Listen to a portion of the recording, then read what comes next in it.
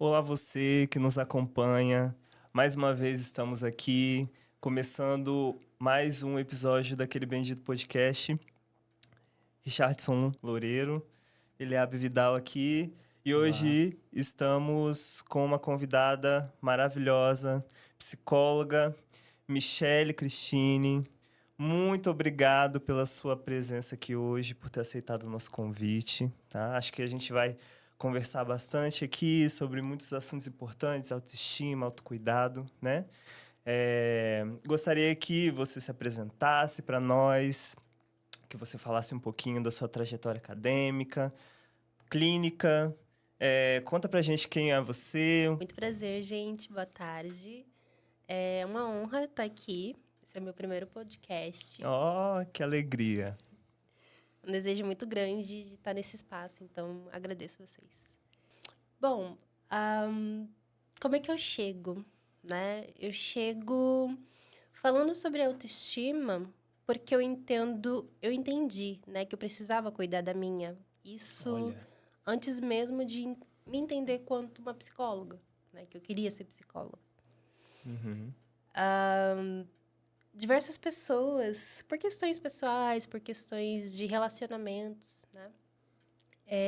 As pessoas sempre chegavam falando pra mim, Michele, você precisa cuidar da sua autoestima, Olha. né? E quando as pessoas me falavam isso, aquilo acabava comigo. Me deslacerava, eu começava a chorar muito. E aí, só que eu não entendia como é que eu ia fazer isso, como é que eu ia cuidar da minha autoestima, né? O que isso significava. E aí eu comecei a entender que eu queria ser psicóloga, né? Isso em 2013. Comecei em 2014 a terapia, né?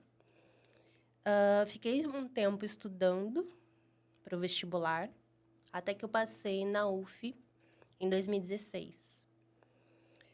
A partir desse momento, eu já tinha uma noção mínima, né, de que eu era uma mulher negra, mesmo que retinta, mais uma mulher negra no mundo, né? Uhum. Começando, de certa forma, a nomear certas coisas, mas não tudo. Só que tudo para mim era muito difícil, né? Porque eu sou de São Paulo, mas eu fui estudar no interior do Rio de Janeiro, né? Na UF Campus.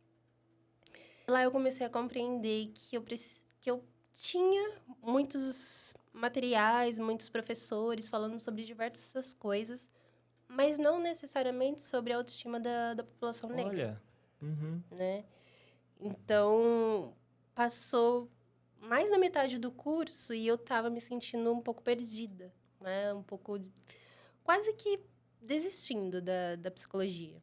Isso acho que poucas pessoas sabem.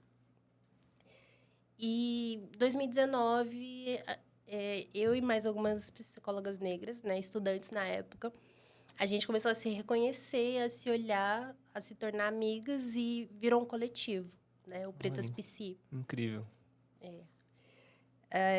Fazer parte desse coletivo foi extremamente importante para eu me entender como uma pessoa que precisava buscar autocuidado, mas não sozinha.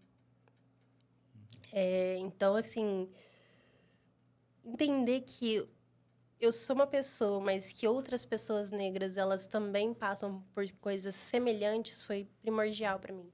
Né? E eu acho que é o que eu tento passar para os meus pacientes hoje, para minha rede social. Né? O quanto que a gente não faz nada sozinho. A gente não consegue. Né? Acho que a sociedade, ela colocou hoje que a gente pode ser autossuficiente, mas isso não é uma verdade. Né? Ninguém vive sozinho. Uhum. Então, até para morrer, a gente precisa de alguém. Nossa. Né? Então, assim, se a gente precisa de alguém para tudo, como é que você é autossuficiente? Caramba. Como é que você enxerga, assim, essa ideia de coletividade entre as pessoas? Nesse sentido, você acabou de falar, né? Que a gente precisa de outra pessoa e tal. Como é que isso comparece na tua clínica, por exemplo? Já chegou alguns casos, assim, nos quais você enxergou essa necessidade de uma coletivização das questões até, ou mesmo da vida daquela pessoa, né? uma questão de identidade, uma busca por autonomia. Como é que isso compareceu na sua clínica ou comparece hoje? Acho que boa parte dos casos chegam entendendo que, achando, né, que estão sozinhos, né, que precisam, começam a individualizar o seu sofrimento, né, achando que, bom, para reiniciar, eu atendo boa parte da população negra, né, Olha. maioria negra, e LGBTQIA+. Também sou uma pessoa LGBTQIA+.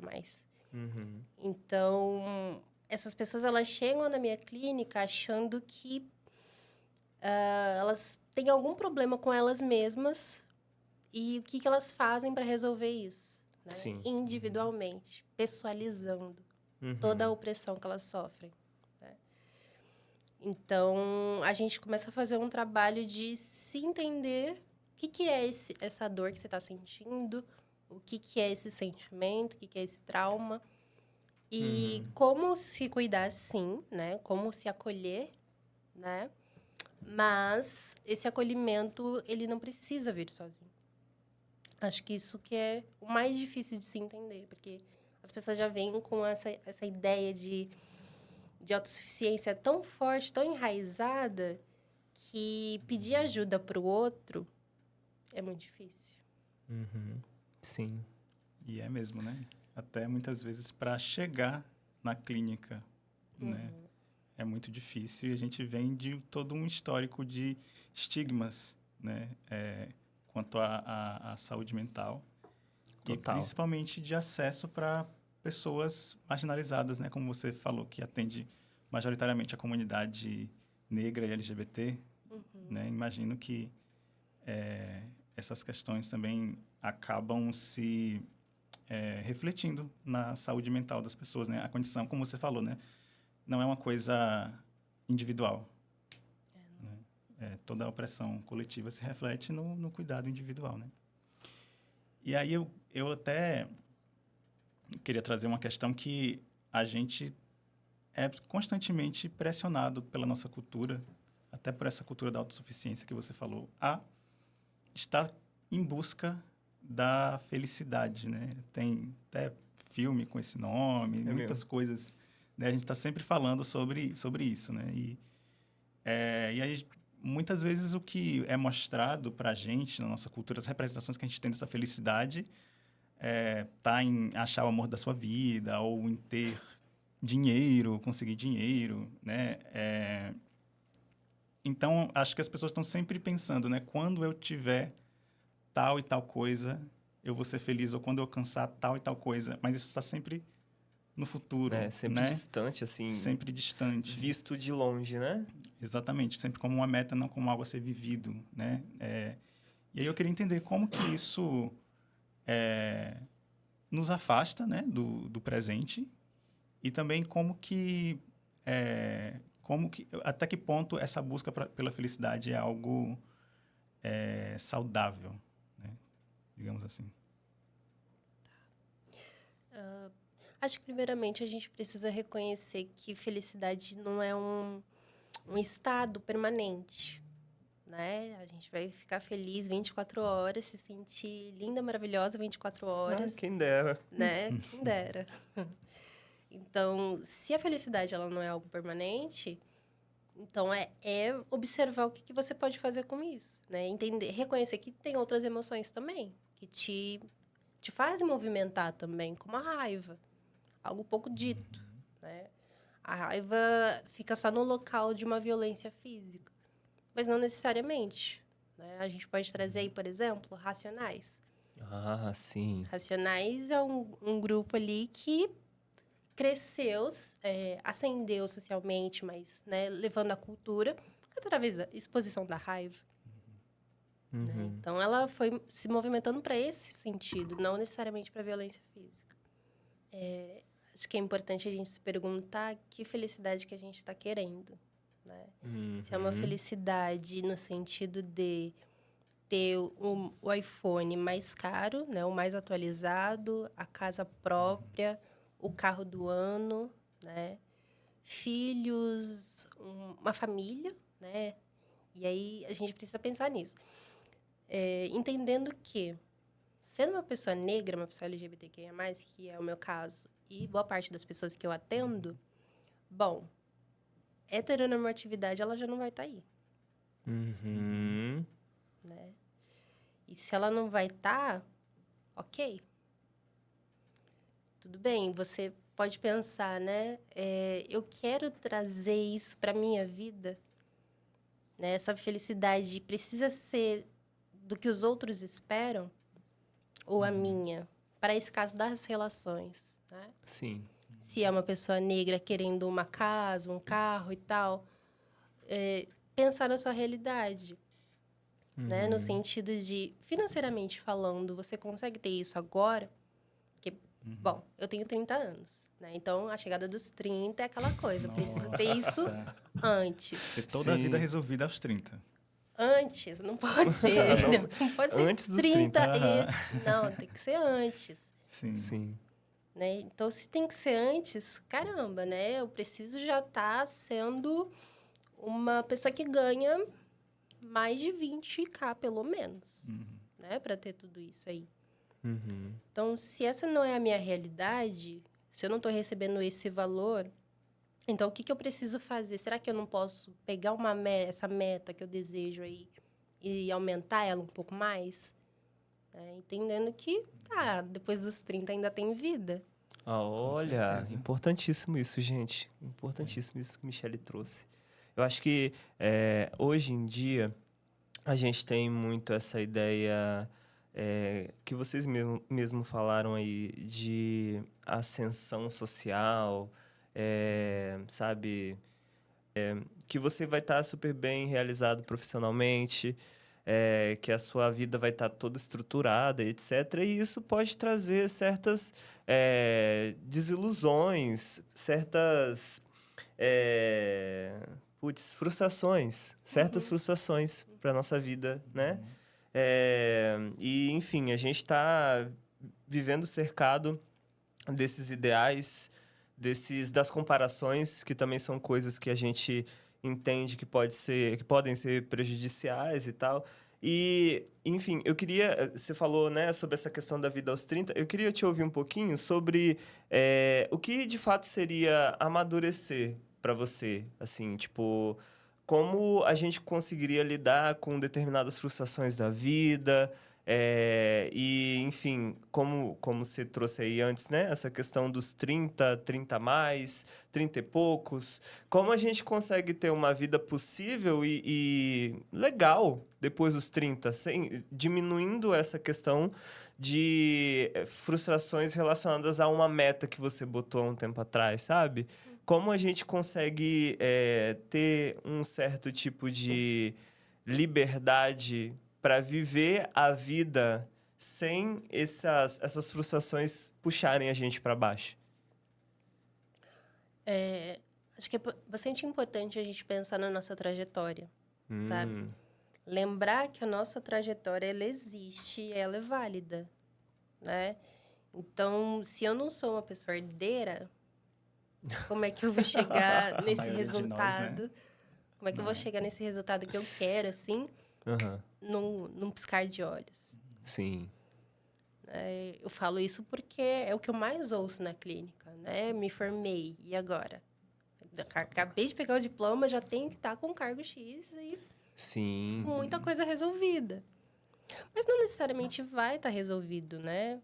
Mesmo se você tem o seu cargo ali, conseguiu, tal, não necessariamente aquilo vai ficar resolvido. A gente sempre vai em busca de mais coisas, né? Sempre vai estar desejando muita coisa. Então, é pensar que, bom, a sua trajetória, ela te orienta aí, né? Te convoca a pensar que você pode conquistar coisas, sim, mas observar o que você quer conquistar, sabe? Se essa conquista, ela não vem de um desejo do outro, não do Olha, seu, importantíssimo isso. Uhum. né? Acho que esse é um dos primeiros passos, né? Reconhecer quais desejos são esses que você tá querendo aí. A pressão social da conquista, né? Tipo, se chegou em tal lugar e não tem uma casa, meu Deus, você é fracassado, é. Aham, exatamente. Esse sentimento de fracasso leva a gente, às vezes, a, sei lá, se frustrar bastante. Um exemplo que eu vou trazer aqui. Às vezes você estudou, nós fizemos psicologia, né? E aí nos formamos, estamos clinicando. Mas em um determinado momento, isso pode virar alguma coisa, assim, tipo, algo emergir e a gente não se identificar mais com a psicologia. E aí, como é que a gente muda de área? Eu também tenho quase 30, tá? Quase, quase. Como é que a gente muda de área depois dos 30, depois de já ter feito faculdade, depois de estar trabalhando há algum tempo? Existe muito uma ideia de fracasso também nisso. Tipo, ah, meu Deus, eu desperdicei muito tempo da minha vida e tal. E aí, né? E eu acho que também a gente, desde criança, quem nunca ouviu o que você quer ser quando crescer? Nossa, Né? E a gente é incentivado desde cedo a fazer escolhas pelo nosso eu do futuro. E a gente não sabe o que, é que o nosso eu do futuro vai querer, né? Se essas escolhas vão fazer sentido para ele ou para ela, né? sim. Então, e acho que incentiva também a gente estar sempre buscando identidade dentro da profissão, né? Que é uma coisa que até eu vi algumas pessoas trazendo questionamento assim.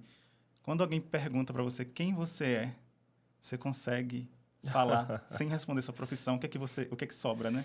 Minha nossa, sim. Uhum. É uma coisa que uma vez aconteceu em clínica comigo isso. Eu cheguei para um cliente, perguntei, e aí, quem é você? Ele ficou parado uns 5 minutos pensando. Não soube responder. E aí eu falei, ok, não tem problema. Este momento é um momento de dúvidas e tal, mas a gente vai conseguir responder essa pergunta. E aí a gente ficou junto em clínica uns 2 anos, e aí nas últimas sessões ali, né, que ele já tinha avisado que não continuaria, mas eu retomei essa pergunta, e aí já trouxe uma série de coisas. Sou fulano, gosto disso, gosto daquilo, não gosto disso, gosto de fazer tal coisa. E aí, o autoconhecimento é importante pra gente nesse momento, né? Conseguir identificar justamente isso, porque te ajuda a escolher um caminho, ou, exemplo, voltando para a questão da psicologia, se a gente trabalha com clínica e a gente não se identifica mais com clínica, não significa que a gente não possa trabalhar com psicologia. Podemos buscar outras coisas dentro da psicologia que nos agradem mais, sei lá. Não tem nada perdido 100%, né? A gente consegue também pensar os entrecaminhos e seguir algum outro... Seguir e chegar em algum outro lugar, né? Sim. Uma das coisas que me ajudou bastante a não ter mais... Assim, diminuir, né, essa crise dos 30 foi conviver bem mais com pessoas mais velhas, Olha... né? Assim, nem precisa ser tão mais velhas assim, né? Mas eu convivi muito com pessoas de 40 a mais, né? 50 a mais. E aí, pessoas pretas, né? Então, eu Nossa. comecei a perceber que, essa pessoa tá com 50 a mais e tá começando a pensar a fazer o mestrado. Ela nem começou, nem concluiu, sabe? Ela tá Nossa. iniciando aí. Gente, tão bom ouvir isso de você agora, Michele. É inspirador, Pra né? mim Essas foi pessoas ótimo, que... tá? Nossa. Sim. Então, a gente começa a perceber que realmente depois dos 30 tem vida, né? A gente pode fazer outras coisas, começar a fazer ou não fazer também, né? E tá tudo bem. Não significa que a sua vida é um fracasso, que sua vida estagnou. Não. Você tá ali se movimentando, só que de outras formas. Uhum. Acho que o entendimento de, por exemplo, né, esse mestrado aí, ele chegou depois. Não precisava ter chegado ali com uns 20 e alguém. Não, chegou com 50 e tudo bem. Sim, sim. Eu acho que é legal a gente pensar assim, porque eu não sei como foi pra vocês, assim, mas eu acho que a maioria das pessoas foi assim, né? A gente começa a creche ali, né? Aí faz a creche, depois faz fundamental, faz o médio e precisa engatar numa faculdade, porque esse é o caminho. Você não pode respirar ali entre o médio e a faculdade, ou entre a faculdade e o mestrado. E aí você termina a faculdade, meu Deus, eu preciso entrar no mestrado, porque a gente tem a ideia de que esse é o caminho natural. E não precisa ser, né? Como você trouxe aí. Muito legal. Achei bem interessante. Eu fiquei pensando muito no que você trouxe sobre o que a gente realmente deseja e o que é desejo do outro, sabe? Sim. Eu fico me perguntando quanto as minhas próprias escolhas seriam diferentes se não fossem os olhares, né? Eu não sei te responder assim como seria diferente, mas provavelmente seria diferente. Uhum. E eu acho que essa coisa também das expectativas tem uma questão até que é atravessada pelo gênero também, né? Porque quando a gente fala dos 30 anos, eu acho que isso é um marco para todo mundo, mas para os homens tem a questão de você ter uma profissão, de você ter uma vida estável, mas para a mulher ainda tem outras questões de maternidade, tem aquela expectativa do casamento. Nossa, a mulher que passou os 30 anos não casou. Tipo, tem toda uma narrativa de tragédia, assim, né? Como se fosse a pior coisa do mundo, mas existe vida, né? É bom você ouvir você falar isso, né? Existe vida depois dos 30. Sim. Para as mulheres realmente é algo que pesa muito, porque é isso, né? Os médicos, eles dizem que você precisa já ter os filhos, né? Que senão você não vai poder ter e tal. Então vem essa pressão. E eu realmente sofri essa pressão ano passado, né? Eu tive que fazer uma cirurgia, né? Eu tava com miomas, que são tumor benignos. E eu tive que sentar diante de vários médicos, várias pessoas brancas ali, me dizendo: por que você não tem filho ainda? Né? Mas você não vai Nossa. ter agora? Tem certeza? Por quê? Não, aí a gente faz a cirurgia depois. Sabe? Violento isso, né? Muito, muito. Então, realmente, para a mulher, é algo que a gente se questiona muito do que a gente está fazendo, se a nossa trajetória realmente é a que a gente quer, ou o que estão pedindo ali pra gente, entre muitas aspas. Mas, né, não tem como a gente não ficar confuso, não achar que está seguindo um caminho totalmente errado, sabe? Você tem tanta pressão ali. Uhum. Sim.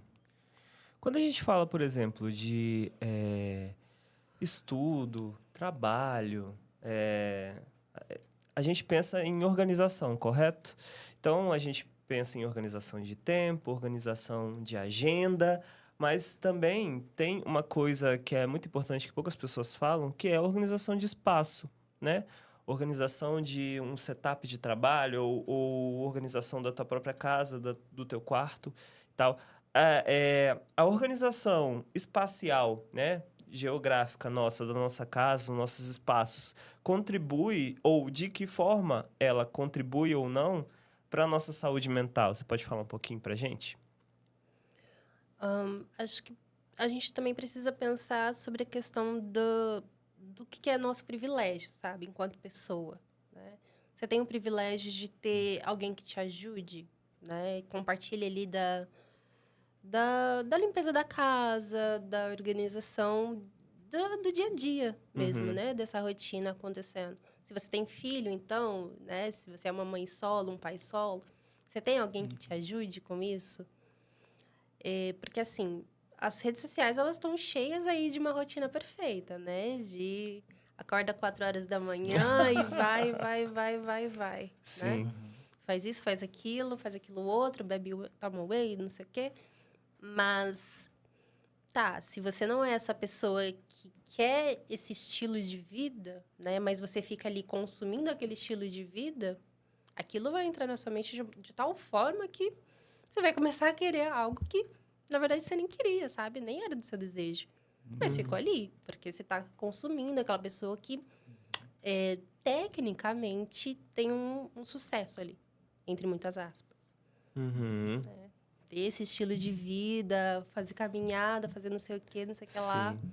Né? E às vezes a gente até pensa que esse é o estilo de vida correto. Que é o correto. Que é isso, tipo, ai meu Deus, eu não tô fazendo isso, eu não tô acordando 4 horas da manhã e meditando e levando meu cachorro para passear e tomando um iogurte desnatado antes de trabalhar. E aí, esse é um modelo de vida, de fato, como você mesma falou, de muito privilégio, né?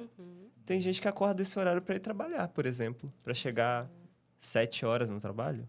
Então, E parece que está cada vez mais cedo, né? Antes falavam de acordar às 5, agora estão falando de acordar às 4. Daqui a pouco a gente nem vai poder dormir mais.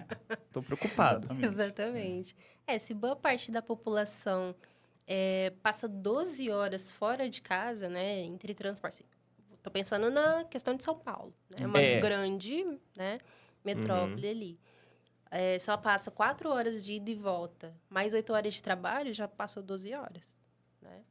Então, Exatamente. e aí, 8 horas para dormir, né? Teoricamente. O mínimo. Então, você só tem mais 4 horas. Se você só tem 4 horas para viver, né? De 24 é pouca coisa, pouca né, Michele? coisa. E como que você dá conta nessas 4 horas de cuidar de si, muitas vezes cuidar do outro, né? A depender da sua rotina, da sua vida. Sim. Cuidar da casa, estudar, cuidar da pele, né? Porque agora tem que fazer skincare. Tem que fazer Todo mundo skincare. tá fazendo. Tem que fazer, eu tô preocupado. fazer. Então, assim, preocupado. como que a gente dá conta de tudo em 4 horas? Também é uma pergunta, né, que eu faço, assim.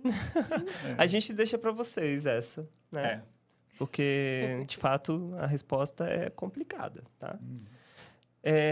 Quando a gente pensa, por exemplo, nessa questão de rotina, a questão de estruturação, a gente, às vezes, pega esse modelo que vem de outra pessoa, de outros modelos de vida e traz para nossa vida. E isso acaba afastando, às vezes, de quem a gente é, de quem a gente realmente quer ser, né? E, enfim, quando a gente fala de população negra, né, ou outras populações que são vistas aí como minorias, né, a gente às vezes encontra dificuldades relacionadas à autoestima, a auto-amor e etc. E você trouxe uma coisa que é bastante interessante, que às vezes a gente consegue ter essa parceria, né, com uma outra pessoa para poder viver, dividir a vida, as coisas e etc, né? Você acha que o amor ele pode ser um caminho para uma resistência de uma vida difícil ou para a construção de boas coisas, né? Um amor preto, talvez, ou um amor preto já entrou em polêmica já uns tempos atrás aí, mas enfim. O amor no geral, não precisa ser só esse. Realmente, não precisa ser só um amor romântico, né? A gente pode pensar aí no amor dos amigos, da família, aí dependendo, né, de que tipo de relação que você tem com a família. Mas um amor de forma geral, assim, pensando com quem que você convive, né? E até com quem você pode vir a conviver também, né? Acho que, novamente, né, trazendo a questão da cidade, de São Paulo, existe tanto um isolamento, um individualismo tão forte que conhecer uma outra pessoa é muito difícil. Ah, sim. Né? Então, eu trago isso me baseando, né, no que eu venho ouvindo, mas, assim, é isso. Se você vive tantas horas dentro de um trem, por exemplo, né, de um metrô, e tá ali, você não tá pensando que dá para conversar com aquela pessoa, que aquela pessoa vai ser tranquila. Não. Né? Você tá ali naquele individual, querendo chegar em casa, morto, cansado, etc. Né?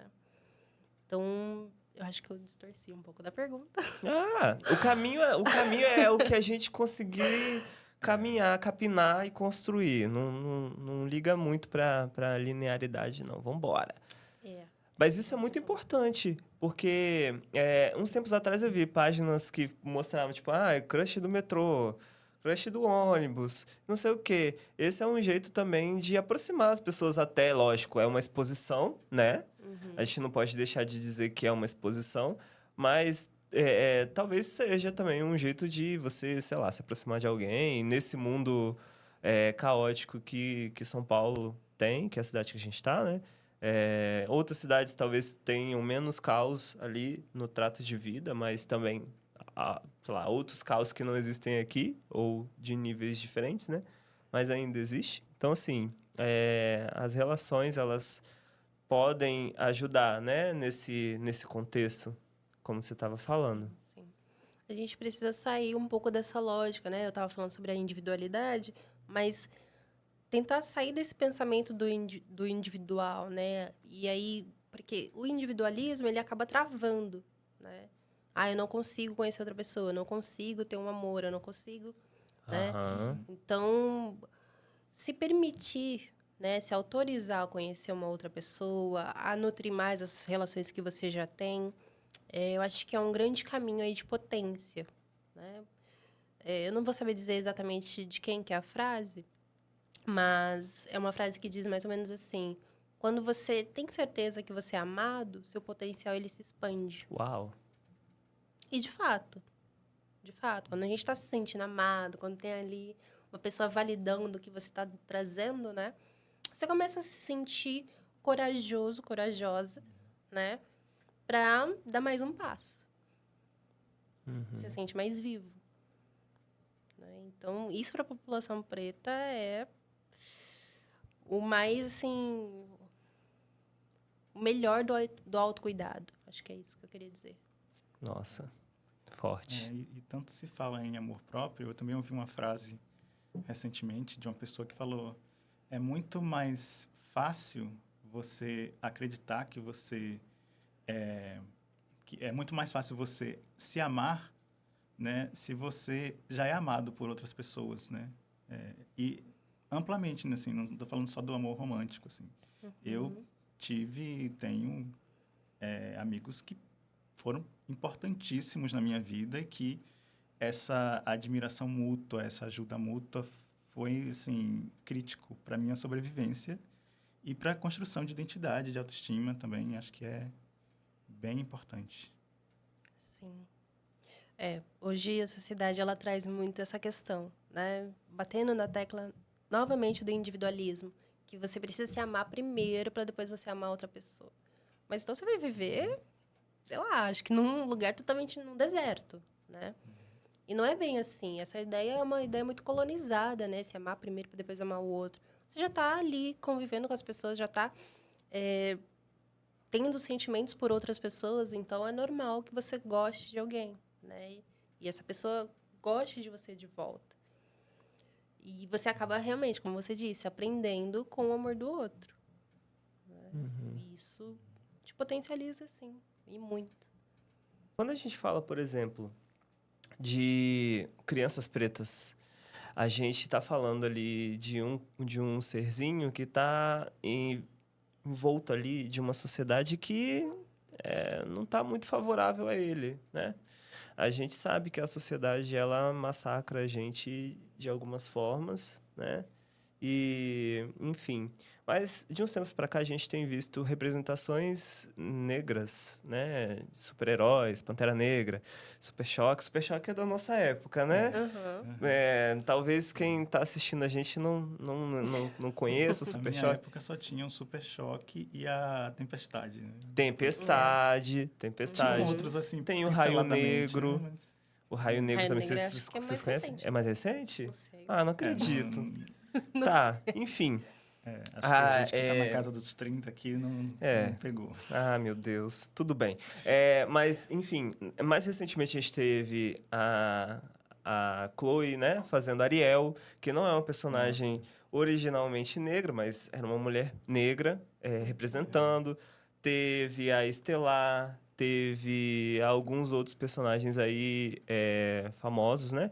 Do cinema. E, enfim, isso tudo talvez ajude a gente a construir boas representações, né? Para as crianças, para os adolescentes, para os jovens, até mesmo para a gente, né? Que às vezes a gente gosta também. Mas, enfim, como essas representações podem auxiliar as crianças, né? A ter uma ideia mais positiva? Qual o papel dos pais também nesse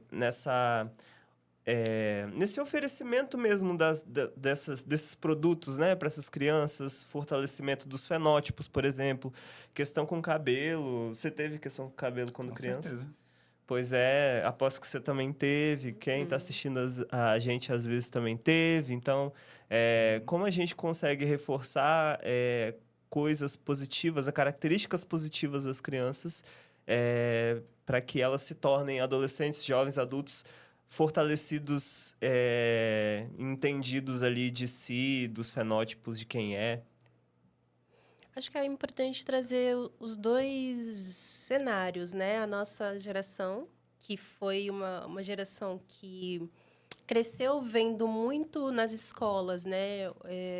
Livros onde só se falava da população negra enquanto escravizada, né? Então, nós mulheres negras, vocês homens negros, ter aquela aula, aquela famigerada aula sobre escravidão, e aí todo mundo se voltando contra você, aquele olhar assim, e você querendo, meu Deus do céu, essa aula precisa acabar, né?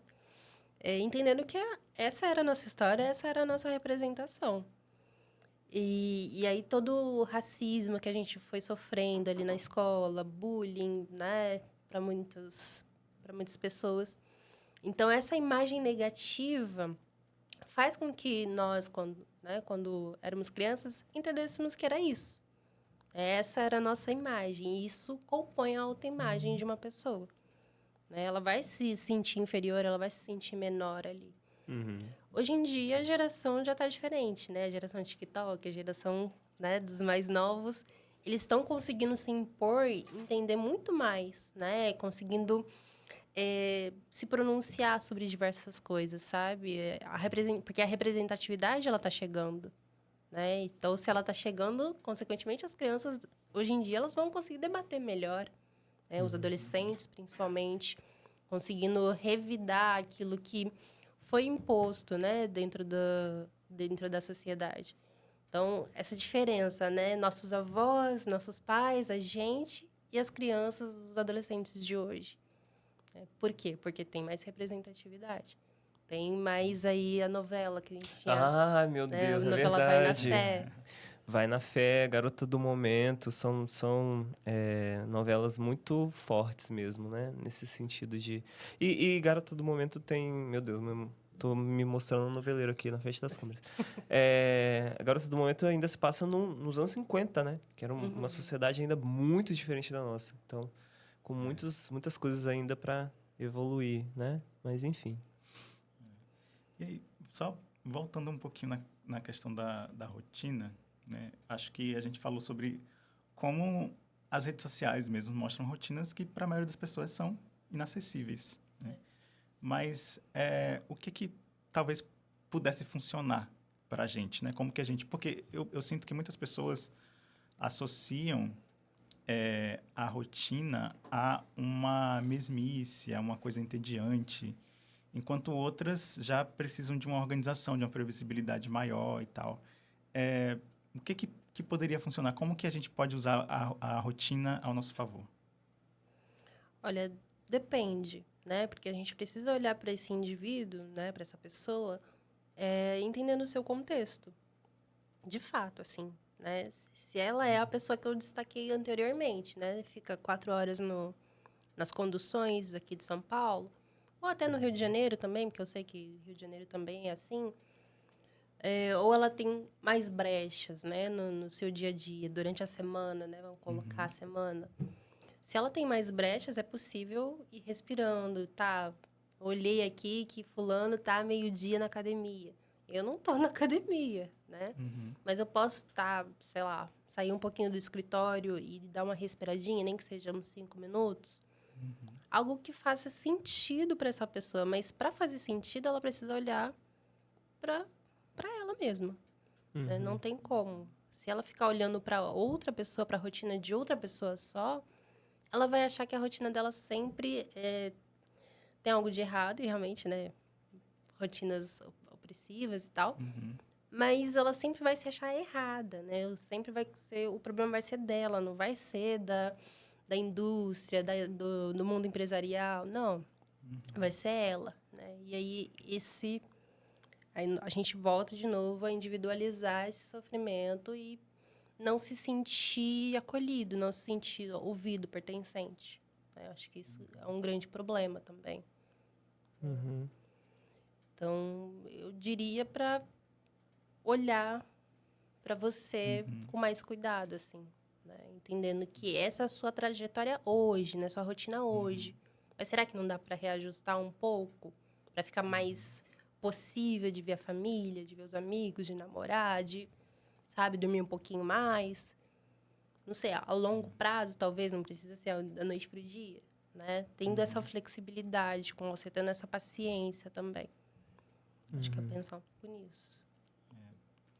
Enquanto você falava, eu fiquei pensando, né, na pergunta que eu até fiz antes. Quão diferentes seriam nossas escolhas se não fossem as expectativas? E eu fico pensando quão diferente também seriam as nossas escolhas se a gente se conhecesse mais, né? Se a gente olhasse para o nosso próprio contexto mais, em vez de ficar se comparando, né, com o que a gente vê nas redes sociais, na mídia. Sim. A comparação, ela acaba que mina a gente, né, de pensar em outras possibilidades. Acho que a terapia é um caminho para isso, para a gente pensar em outras possibilidades. Sim. É importante. Ao invés de ficar ali focando no que o outro consegue, o que o outro faz, né? Não, o que você consegue, o que dá para você fazer, né? Em quanto tempo, tal. Então, a terapia é um ótimo recurso para isso, mas não só. Né? É importante trazer isso. A terapia, ela não vai salvar, não vai resolver ninguém. Ela vai estar ali como mais um suporte, mais um alicerce. Isso é importante. Bom, a gente meio que já está caminhando para o fim, né? Mas primeiro eu queria agradecer em meu nome, em nome de Eli também, em nome da equipe do Bendito, por você ter aceito nosso convite, tá? Obrigado. Essa é a nossa primeira gravação aqui na cidade de São Paulo. Você foi a nossa primeira convidada, então assim, para nós é um grande prazer ter você aqui, né, falando sobre psicologia, falando sobre autonomia, falando sobre as coisas que você tem ali como norte na tua clínica, né? E, enfim, mais uma vez agradeço. Queria pedir para você deixar uma mensagem para quem está assistindo a gente, né? E também deixar seus contatos profissionais, suas redes e, enfim. Quero agradecer você ter aceitado esse convite. A gente está tratando de um tema aqui que é super importante, que é super falado hoje em dia, mas muitas vezes a gente não tem esse direcionamento que você traz. Né? E então, quero parabenizar pelo trabalho, que continue fazendo, né? E que nos ajude, né, a compreender essas questões, né? E, enfim, a ter esse acesso, né, a esses pontos que você traz. Sim. Eu queria deixar registrado também, né, o meu agradecimento novamente a esse convite muito importante para mim. Uma mensagem final. Eu não sei se eu explorei tão bem assim o autocuidado. Acho que deixar um pouco mais explícito, né, que a gente nunca vai se autoconhecer, ter um resultado final. Né? Conforme a gente vai avançando na vida, tendo aí a maioridade, tendo 90 anos, a gente vai estar se conhecendo. Então, isso é importante de entender. Não tem uma finitude, né? E se não tem uma finitude, tá tudo bem, tá tudo certo. Né? Acho que as pessoas querem muito uma resolução, uma pílula. Tomei, fiquei ótima. Não. Né? Essa pílula, ela não existe. O autocuidado, ele precisa vir com paciência, com atenção, com cuidado e com outras pessoas também. Para te ajudando a entender. Isso aqui que eu posso fazer? Eu posso fazer isso aqui? Legal. Sabe? Se permitindo mesmo. Sim. Não, com certeza, eu concordo completamente, até porque eu tô com 31, vou fazer 32. Então, já cheguei na fase dos 30. 30 e poucos? 30 e poucos, né? Acho que daqui para frente vai ser 30 e poucos. E é isso, a gente falou tanto sobre ter a vida resolvida aos 30, e eu me pego hoje ainda me descobrindo, né? Descobrindo coisas, às vezes, muito básicas, que eu penso, nossa, mas não deveria saber disso antes? E não, a gente está realmente... E eu acho que isso vai continuar sempre, né? Porque é um processo que em algum momento eu imaginei, não, isso aqui já me entendi, já entendi que eu precisava saber sobre a vida, sobre mim, mas logo em seguida eu percebo que não, e eu descubro outra coisa, me conheço mais, eu estou sempre me conhecendo, né? Isso é muito bom, e para reforçar aquele ponto que você trouxe, a vida não acaba nos 30, né? Não acaba não. Acho que pensar nisso é importante, né? Deixa suas redes, né? Como que a gente pode te alcançar?